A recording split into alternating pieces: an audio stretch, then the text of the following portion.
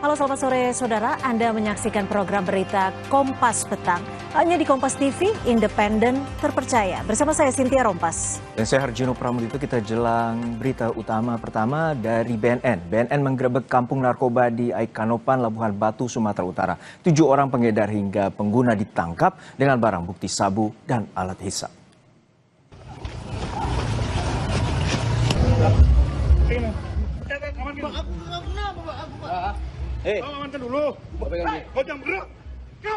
Dalam penyisirannya, tim tindak BNN menemukan sebuah rumah yang dijadikan lokasi penggunaan narkotika jenis sabu.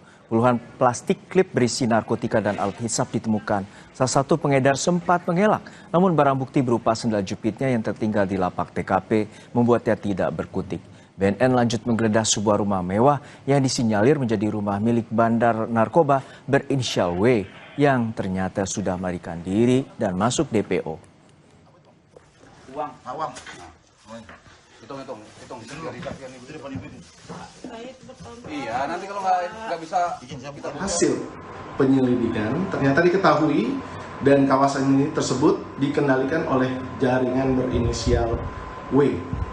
Dan ini diduga mengkoordinir sejumlah lapak di wilayah tersebut, di mana peredaran narkoba tersebut memang marak terjadi.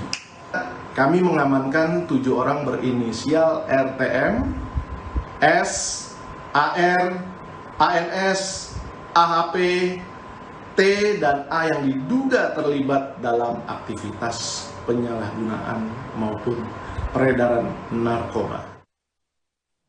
Saudara, kebakaran melanda lapak pengepul barang bekas dan bengkel di kawasan Cipayung, Jakarta Timur, Kamis sore.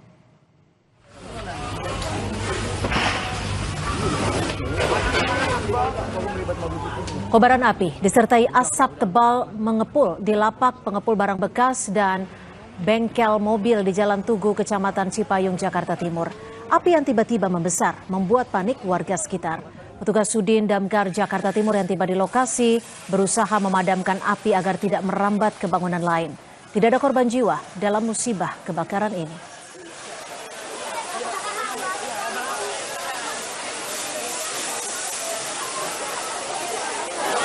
Yang terbakar ini adalah rumah sekaligus penyimpanan barang-barang bekas.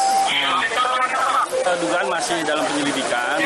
Yang laporan dari warga itu api sudah membesar.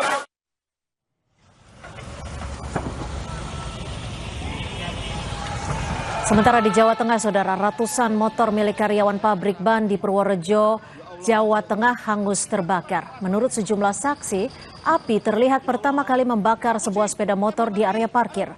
Api dengan cepat menyambar sepeda motor sekitarnya yang terparkir berdekatan. Kebakaran berlangsung cepat menyebabkan para karyawan menyelamatkan kendaraan sebelum api semakin membesar.